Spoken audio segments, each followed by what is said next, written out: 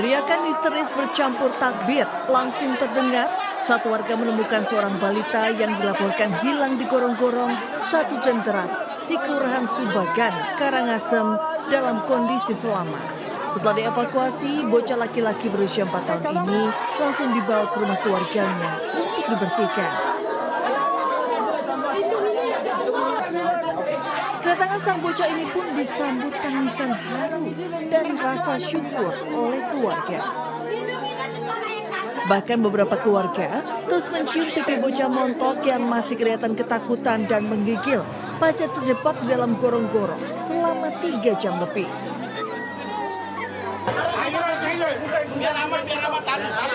Menurut warga, korban berhasil selamat setelah mendengar tangisan dari mulut gorong-gorong lingkungan Telaga Mas, Kelurahan Subagan, Karangasem.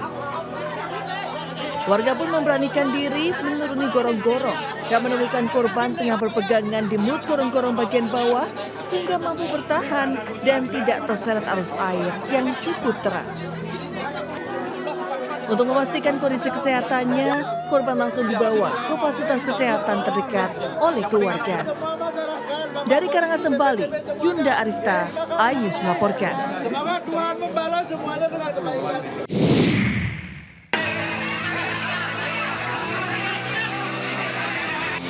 Sejumlah warga melampiaskan emosi mereka terhadap 2 pelaku jambret yang tertangkap tangan di kawasan Tanah Sereal, Tambora, Jakarta Barat.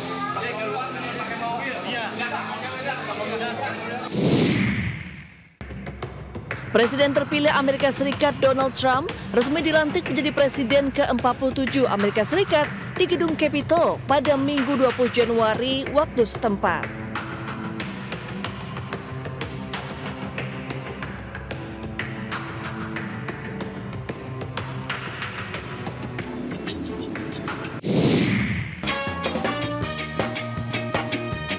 Superhero Power Ranger membasmi kelaparan dengan menjadi pedagang bakso.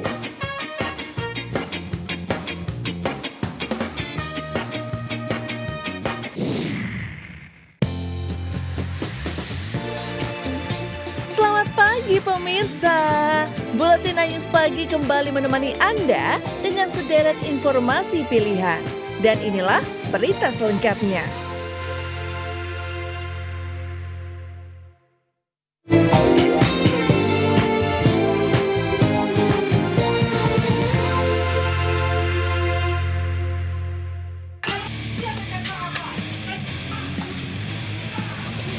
Kejar-kejaran dramatis antara tim Klewang Satreskrim Polresta Padang dengan DPO pencuri spesialis rumah terjadi di daerah Batang Kajai, Lubuk, Kota Padang. Pada akhirnya, pelarian pelaku yang kabur menuju kawasan pantai bisa digagalkan. Selanjutnya, petugas melakukan pengembangan dengan menciduk rekan pelaku yang berada tak jauh dari lokasi. Kedua residivis kambuhan yang sudah 8 kali keluar masuk penjara atas kasus pencurian ini langsung diboyong ke Mapolresta Padang guna menjalani proses hukum lebih lanjut. Kepada polisi, kedua tersangka mengaku telah membobol rumah warga di 80 TKP di wilayah Kota Padang. Yang masuk, kita mengambil inisiatif dan memetakan dari wilayah TKP. Kemungkinan memang sudah menjadi target karena yang bersangkutan melakukan aksinya di seputaran daerah Teluk Bayur sampai ke Gunung Situ, daerah-daerah yang rumah-rumah yang bisa dilakukan pencurian sama mereka. Tersangka dijerat pasal pencurian dengan kekerasan dan diancam hukuman di atas 9 tahun penjara. Dari Padang, Sumatera Barat, Budi Sunandar, iNews melaporkan.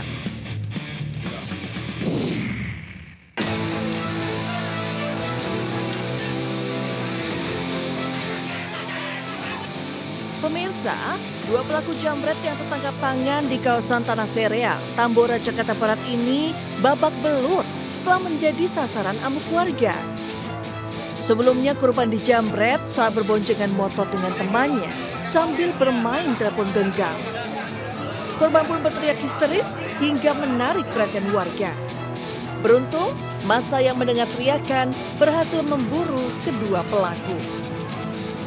Panji Limas dan juga pengurus RW menghalau amukan massa, lalu dibawalah ke pos RW 12. Berikut ada perempuan 2 orang yang mengaku dijamret. Kedua pelaku bersama korban berikut barang bukti dibawa ke Polsek Tambora untuk dilakukan pemeriksaan. Dari Jakarta, Mita Fulgani, iNews melaporkan.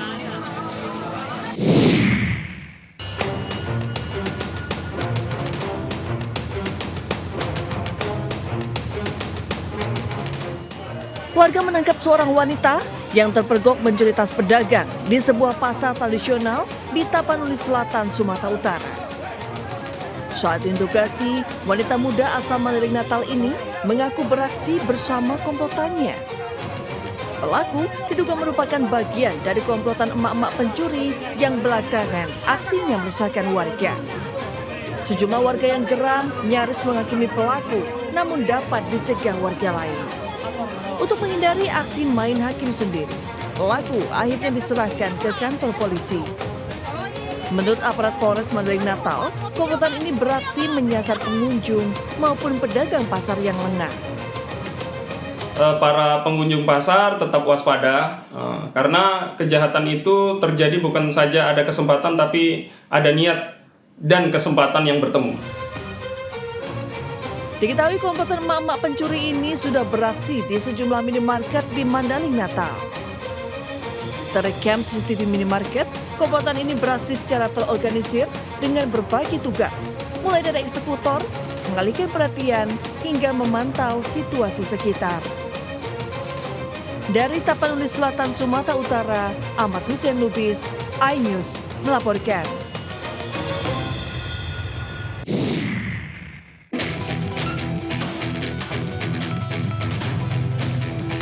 Aksi pencurian kendaraan bermotor terjadi di sebuah rumah di kawasan Grogol, Jakarta Barat.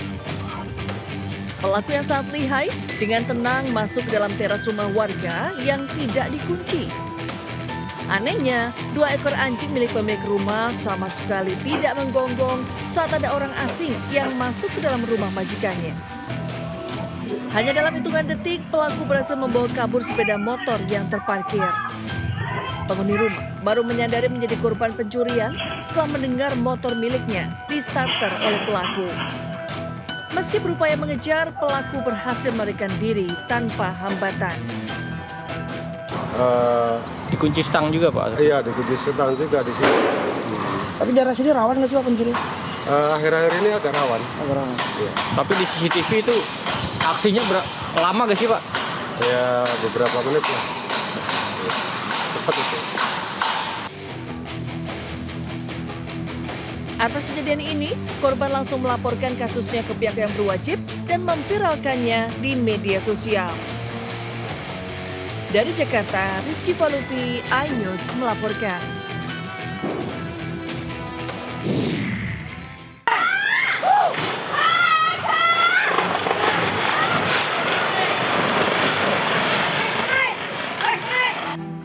Tiga rumah warga di perumahan Swadaya Dusun Purwasari, Desa Cimara, Ciberem, Kuningan, Jawa Barat tiba-tiba bergerak dan ambruk terseret tanah longsor.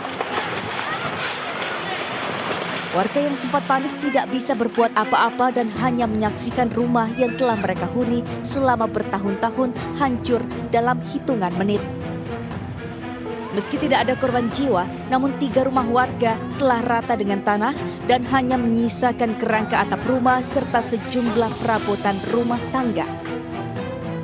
Menurut warga, perumahan Swadaya yang berada di atas perbukitan ini merupakan rumah relokasi untuk warga korban longsor sebelumnya. Naasnya warga kembali harus kehilangan rumah beserta isinya karena terkena musibah yang sama. Dugaan sementara longsor terjadi akibat tanah perbukitan yang labil dan tidak kuat menahan resapan air hujan.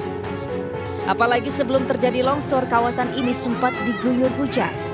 Beruntung seluruh penghuni rumah berhasil menyelamatkan diri sebelum longsor terjadi. Tadinya kan longsor, tahu, terus ada yang ngasih tahu keluar. Gitu. Terus setelah itu rumah terbawa longsor gitu. Iya, jalan, asalnya jalan ke bawah, terus langsung rumah. Oh gitu. Dan alhamdulillah tidak ada korban jiwa. Dan sampai saat ini yang paling penting adalah kita skema penanganan, bagaimana penanganan untuk masyarakat yang diungsikan ini mendapatkan pelayanan serta pelayanan dasarnya terlayani dengan baik. Sementara itu berdasarkan data BPBD Kuningan, setidaknya ada 20 rumah lain yang kini terancam longsor. Dan sebagai antisipasi longsor susulan, sebanyak 76 jiwa telah diungsikan ke musola desa setempat. Pihak BPBD Kuningan bersama Tagana dari Dinas Sosial Kuningan juga telah menyiapkan dapur umum untuk membantu kebutuhan logistik para pengungsi. Dari Kuningan, Jawa Barat, Miftahudin, iNews melaporkan.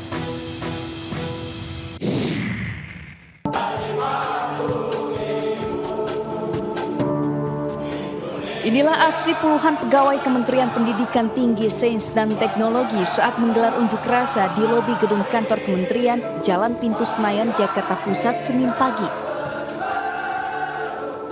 Mereka bahkan menghadang mobil pejabat Kemendikti-Saintek dan meminta pejabat tersebut keluar dari dalam mobil. Aksi ini merupakan buntut diduga dari sikap arogan Menteri Dikti-Saintek Satrio Sumantri terhadap sejumlah pegawainya dan pemecatan secara sepihak.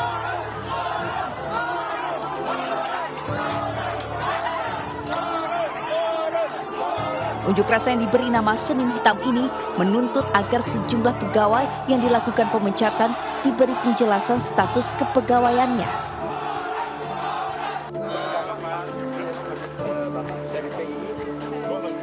Menanggapi aksi demo tersebut, Mendikti-Saintek mengaku tuduhan para pegawainya tersebut tidak benar. Saat ini, Kemendikti-Saintek terbagi menjadi 3 bagian, hingga harus ada rotasi pegawai, terutama untuk menghemat anggaran pemerintah. Selain itu, Satrio mengaku dugaan adanya kekerasan kepada pegawai yang dituduhkan juga tidak benar. Demo itu terkait dengan kami sedang mengadakan upaya reputasi besar-besaran. Dan karena memang ada pihak-pihak yang mungkin tidak berkenan dimutasi, ya, itu memang arogansi atau penamparan itu ada sama sekali. Tim Liputan iNews melaporkan. Memasuki hari ke-6 pasca kebakaran Glodok Plaza, Jakarta Barat, pencarian korban masih nihil. Dari 14 korban yang dilaporkan hilang, 8 kantung jenazah sudah berhasil dievakuasi namun masih belum bisa teridentifikasi dan ada kemungkinan 1 kantung jenazah berisi lebih dari 1 korban. Dan saat ini saya tepat berada di antara reruntuhan puing-puing bangunan bekas kebakaran dan proses pembersihan sudah dilakukan. Dan hari ini proses pencarian berakhir pada sekitar pukul 16.00 waktu Indonesia Barat dikarenakan cuaca yang kurang mendukung karena hujan yang terjadi selama beberapa jam yang menyebabkan ruangan licin khususnya di lantai 7, 8, dan 9 tempat paling terdampak dari kebakaran. Dan hari ini proses pencarian difokuskan pada pembersihan puing-puing dan reruntuhan bangunan serta membuka akses ke ruangan yang berpotensi atau diduga masih ada korban di dalamnya. Dan pencarian ini akan dilanjutkan esok hari pada pukul 8 pagi dan akan berlangsung hingga 2 hari ke depan karena membutuhkan alat khusus untuk memecah material yang berat dan sulit dan mempersulit proses evakuasi korban yang kemungkinan masih ada di dalam dan terjebak di dalamnya.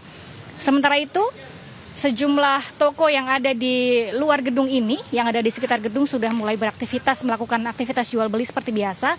Namun ratusan toko yang ada di dalam gedung ini masih belum bisa beroperasi pastinya. Meskipun tidak semua terdampak secara fisik akibat kebakaran, namun ada sekitar 650 toko yang di dalam gedung ini tidak bisa beroperasi. Sehingga kami dapatkan informasi juga bahwa akibat kebakaran tersebut serta beragam material yang rusak akibat kebakaran ini menyebabkan kerugian hingga mencapai lebih dari 90 miliar rupiah. Dan proses olah TKP ini akan dilakukan setelah proses pembersihan material, reruntuhan, dan juga korban sudah ditemukan semuanya. Dan untuk selanjutnya akan dilakukan olah TKP untuk mencari tahu apa penyebab dan sumber dari kebakaran. Sementara informasi yang kami dapatkan, sumber kebakaran ini berasal dari lantai 9 berdasarkan keterangan para saksi yang kemudian merambat ke lantai 8 dan pencarian akan difokuskan di lantai 8 mengingat bahwa sebagian besar korban yang kemarin ditemukan ini paling banyak berada di lantai 8. Pencarian masih akan terus berlanjut, dilanjutkan pada besok pukul 8 pagi. Sementara itu yang dapat kami informasikan dari Glodok Plaza, Jakarta Barat, Galuh Pandu Aristiawan melaporkan.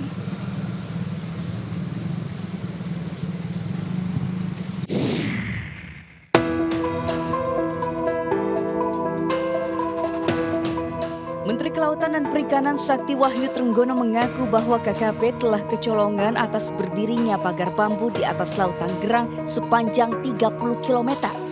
Sebab di area pagar berdiri sudah terdapat sertifikat hak guna bangunan padahal tidak boleh ada HGB di dalam laut. Menurut Wahyu, pagar diduga didirikan secara masif untuk menahan abrasi air laut yang nantinya membentuk daratan. Sementara untuk pelaku pembangunan pagar laut masih terus diselidiki. Meski dugaan sementara pagar laut dibuat oleh Persatuan Nelayan Pantura. Saya laporkan bahwa memang kita temukan tidak ada izin. Jadi pada dasarnya sesuai dengan Undang-Undang Cipta Kerja bahwa pembangunan di ruang laut itu harus mendapatkan izin KKPRL. Jadi kesesuaian ruang laut. Ya, jadi karena tidak ada, langkah pertama yang harus dilakukan adalah kan sesuai dengan aturan undang-undang. Jadi kita tidak bisa sembarangan. Pertama, kita lakukan yang namanya penyegelan. Setelah kita lakukan penyegelan, kita identifikasi. Diketahui pagar laut berdiri di atas Laut Tanggerang sepanjang puluhan meter. Awalnya pagar laut ditemukan warga sekitar yang akhirnya melaporkannya ke dinas terkait. Tim Liputan A-News melaporkan. Jangan kemana-mana ya pemirsa, Buletin A-News Pagi akan kembali sesaat lagi dengan informasi menarik lainnya.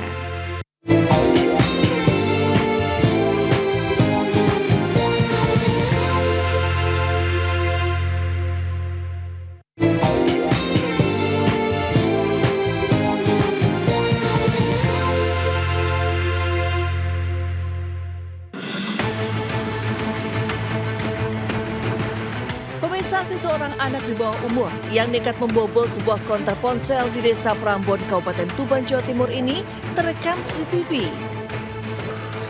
Pelaku terlihat masuk seorang diri ke dalam konter ponsel tersebut. Sementara temannya menunggu dari luar. Dengan sigap, pelaku terlihat mengambil sejumlah HP dan uang. Yang menarik, pelaku sebelumnya sempat beraksi pada 14 November 2024 dan kembali beraksi pada 14 Januari 2025 lalu. Dari dua aksi pencurian ini, terlihat juga pola yang berbeda, termasuk pakaian yang dikenakan pelaku. Diduga hal tersebut dimaksudkan untuk mengelabui identitasnya. Namun berkat rekaman kamera pengawas, tim Jatana Satreskrim Polres Tuban berhasil membekuk pelaku FN 13 tahun. Dari tangan pelaku, polisi menyita 5 unit ponsel dan sejumlah uang tunai. Tersangka diamankan di rumah tadi jam 8. Modusnya masuk ke bobol, langsung bobol rolling door. Ada 5 HP berupa sama 5 HP sama nominal uang.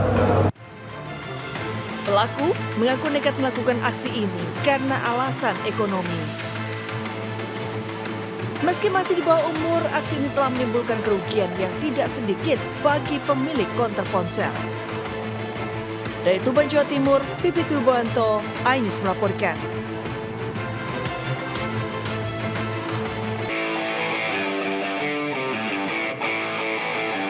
Tim juara bertahan Bintang Timur Surabaya atau BTS FC berhadapan dengan tim promosi Kuda Laut Nusantara pada laga perdana lanjutan Liga Futsal Profesional 2025 di Gor Ken Arok, Kota Malang, Jawa Timur.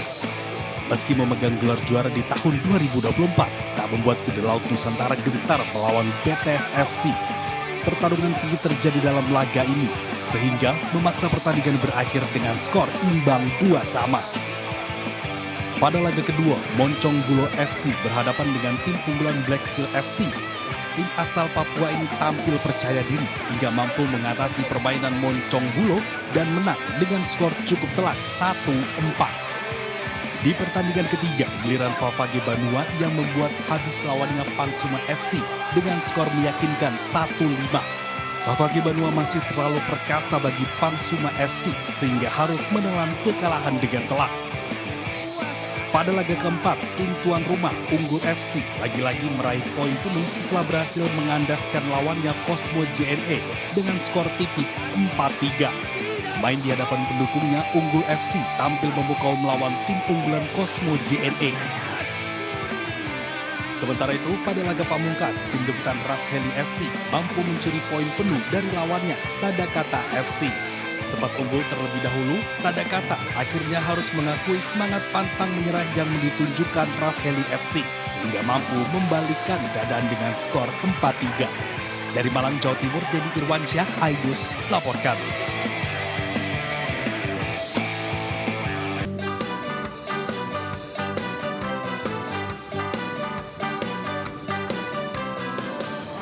Salju ala musim dingin hadir di Blitar, Jawa Timur. Tepatnya di wahana Snow Wonderland Blitar Park di Desa Pojok, Kecamatan Garum, Kabupaten Blitar. Pengunjung dapat merasakan sensasi dinginnya suhu hingga minus 6 derajat Celcius lengkap dengan hembusan salju. Untuk itu, pengunjung diwajibkan menggunakan jaket tebal dan sepatu yang sudah disiapkan oleh pihak manajemen. Tak hanya bisa bermain salju, di wahana ini wisatawan cilik dapat bermain di aneka permainan lengkap dengan replika hewan yang hidup di suhu dingin. Di kompleks yang sama ada juga kolam renang, go-kart, dan terapi ikan yang semuanya bisa dinikmati oleh pengunjung. Pengelola menyiapkan tiket masuk terusan sehingga pengunjung hanya perlu 1 kali membayar untuk menikmati semua wahana. Wahananya juga lebih banyak ya, terutama untuk orang-orang baru. Kita ada wahana, ada skate bola, ada rumah es, ada lagi ada rumah hotel. Yang terbaru dari kita hanya membayar Rp50. Hari biasa, Blitar Park buka jam 10 pagi sampai 6 sore. Khusus di akhir pekan, jam operasionalnya lebih panjang, dari jam 8 pagi sampai 9 malam. Dengan paket hemat tiket terusan Rp50.000, pengunjung sudah bisa menikmati 36 wahana gratis. Sedangkan tiket seharga Rp40.000, pengunjung bisa bermain di 28 wahana. Dari Blitar, Jawa Timur, Robi Ridwan, iNews melaporkan.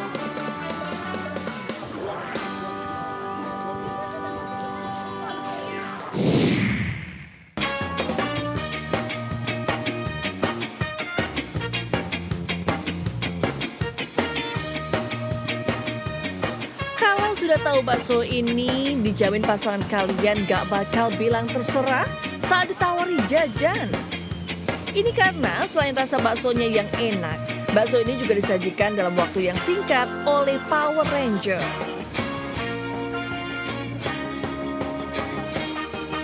Ya, pedagang bakso ini memang berbeda dengan bakso pada umumnya karena semua pramuniaganya mengenakan kostum hero Power Rangers.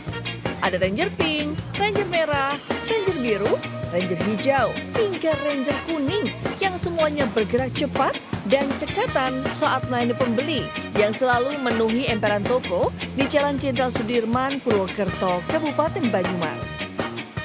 Kostum Power Rangers ini dipilih karena selain praktis juga membawa daya tarik bagi pembeli karena unik. Sementara bakso yang dijual juga beraneka, seperti bakso dengan campuran tahu, bakso daging sapi murni, bakso urat, dan bakso spesial. Meski menggunakan seragam tempur, para Rangers bakso ini terlihat cekatan meracik, mengantar bakso hingga membuat minuman. Karena unik aja. Unik? Iya, baru ada di Purwokerto. Enak sih menurut gue. Enak. 8/10 boleh lah. Oh gitu. Tahu dari sini dari mana? Dari TikTok kan viral. Beberapa bulan tadi lewat sini, buka kelihatannya agak sampai jadi. Dalam sehari di hari biasa, warung bakso ini bisa menjual sekira 500 mangkuk sehari. Sedangkan di hari libur bisa terjual hingga 700 mangkok dengan kebutuhan daging sapi 55 kilo per hari.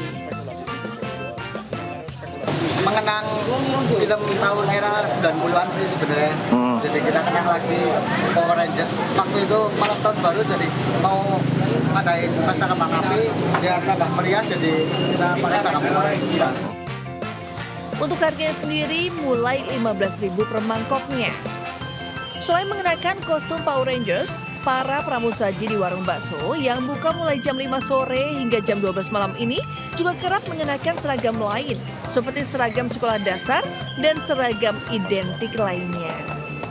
Dari Banyumas, Jawa Tengah, Saladin Ayubi, iNews melaporkan.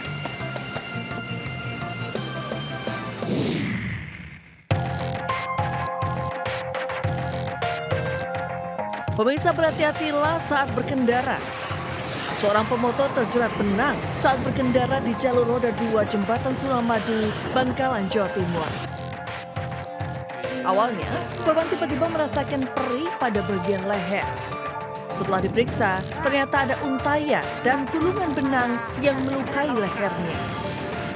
Dalam kondisi terluka, pria pengendara motor yang berboncengan ini terus melaju dengan melilitkan kain di leher untuk menutupi lukanya, kemudian merapat ke puskesmas terdekat guna mendapat perawatan medis.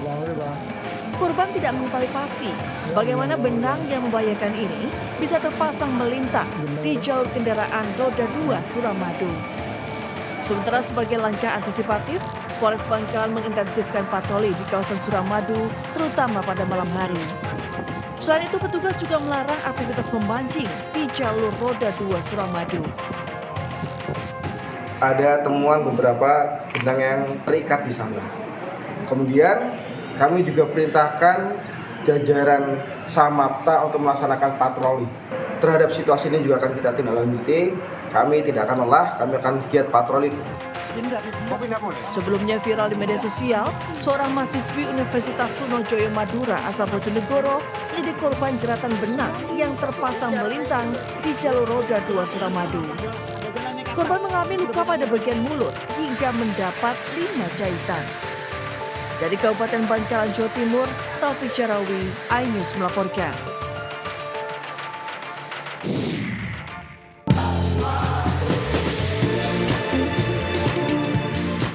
Informasi tadi sekaligus menandai akhir jumpa kita hari ini. Jangan lupa mengakses dan memperbarui informasi yang kami tayangkan tadi melalui portal okezone.com seperti tertera di layar kaca. Selamat pagi, selamat beraktivitas, dan sampai jumpa.